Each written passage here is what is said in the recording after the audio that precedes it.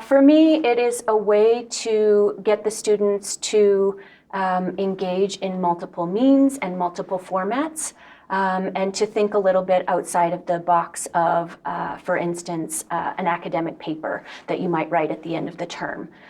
So an example would be in my Punk Histories and Subcultures class, I've had students collaboratively work on a zine project. And so they were able to write short pieces intended for a wider audience.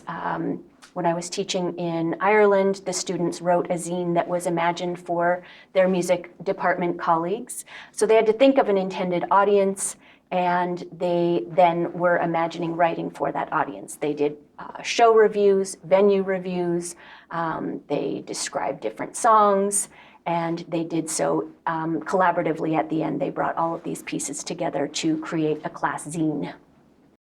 I think the challenge with group work is always that there is going to be that sense of, I'm not sure I want to have to, collaborate and work with other people.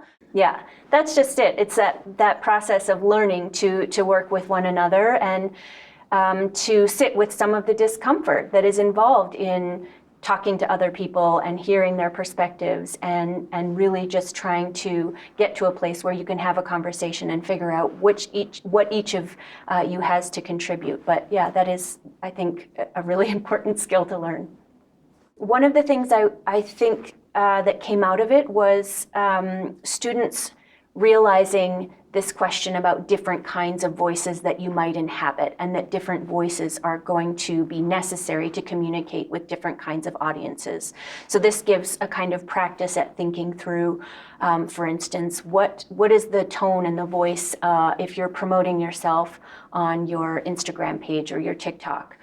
What is the voice in a kind of informal magazine type setting, and how does that differ from an academic tone? Where do you feel kind of comfortable speaking from?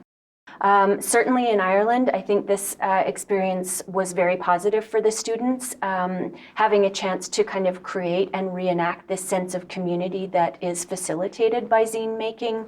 I think it proved to be quite a positive experience in the end.